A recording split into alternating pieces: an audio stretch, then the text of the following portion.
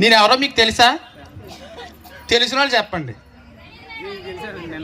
నేను ఒక ఇజ్రాని, కానీ మీరు పూర్తి పురుషులు, పూర్తి స్త్రీలు.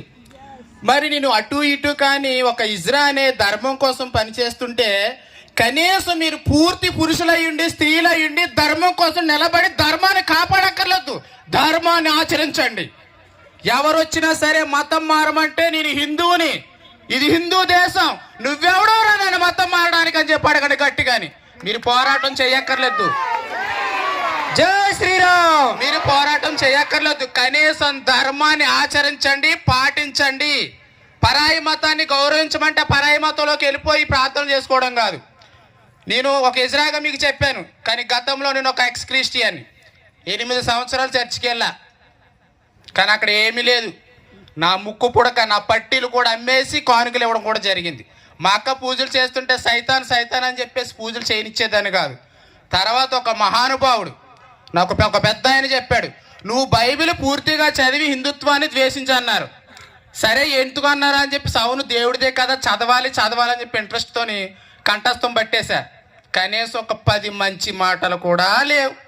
నాకు అవసరమా ఈ పరాయి దేశం మతం? నా దేశాన్ని, నా ధర్మాన్ని దూషిస్తున్నానా బాబోయ్, నా అమ్మ నాన్నలు ఇచ్చిన సనాతన ధర్మాన్ని వదిలేస్తున్నానా అని భయం వేసి పక్కన పెట్టి నా ధర్మంలోకి స్వధర్మంలోకి వచ్చి హిందూ ధర్మం కోసం ఫైట్ చేస్తున్నా.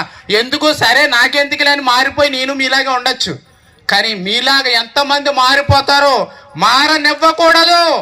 ఈ దేశం హిందూ దేశం అని చెప్పి కంకణం కట్టుకుని నాకు ఎన్ని ఇబ్బందులు జరిగినా, నన్ను ఎన్ని బెదిరింపులు కావాల్సి వచ్చినా, ఎంత పాస్టర్లు ఎంతమంది బెదిరించినా, ఎంతమంది క్రిస్టియన్లు బెదిరించినా తగ్గేదే లేదంటూ ధర్మం కోసం నిలబడ్డా. జై శ్రీరామ్, జై శ్రీరామ్.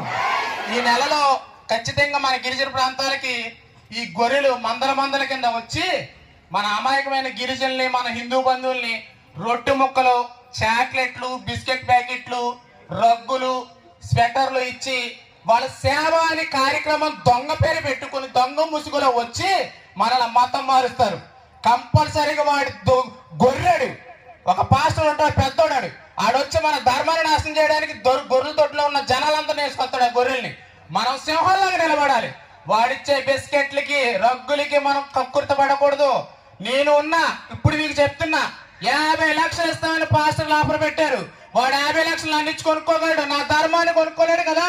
జై శ్రీరామ్. అలాగే మీరు కూడా వాడిచ్చే బిస్కెట్లకి, చాక్లెట్లకి కక్కుర్తపడి తీసుకోకుండా, నేను హిందువుని, నీకు కావాలంటే నేనే ఇస్తా, మరి రాముల వారి ప్రసాదం పెడతా, బొట్టెట్టుకు అని చెప్పానండి, దెబ్బకు దొబ్బేస్తారు. కానీ నాకెందుకులే అని అనుకున్నారనుకో, ఉన్నదల్లా ఒకటే దేశం, మన భారతదేశం హిందూ దేశం. పక్కనున్న బంగ్లాదేశ్లో, పాకిస్తాన్లో మన హిందువులకు చోట్లేదు. కుక్కల చేత బతికుండగా మర్మాంగాలు తినిపిస్తున్నారు మగవాళ్ళని. ఈడ్చుకెళ్ళి కొట్టి కొట్టి చెట్టుకి వేలాడదీసి బ్రతికుండగానే పెట్రోల్ పోసి తగలబెడుతున్నారు. నా కొడుకులు పాకిస్తాన్, నా కొడుకులు బంగ్లాదేశ్, నా కొడుకులు ముస్లిం, నా కొడుకులు. ఇప్పటికే అన్ని మతాలు సమానం అంటూ కూర్చుంటే మన పూజలు, మన పండుగలు, మన గుళ్ళు, మన కులం, మన మతం ఏమీ ఉండదు. కాబట్టి చాలా జాగ్రత్తగా వినండి, ఆచరించండి, ధర్మం పట్ల పట్టుదలతో ఉండండి. మనకు ఆరోగ్యం బాగోకపోయినా, ఇంట్లో సమస్యలు వచ్చినా వాళ్ళు వస్తారు, అదే చనువుకు తీసుకుంటారు వాళ్ళు.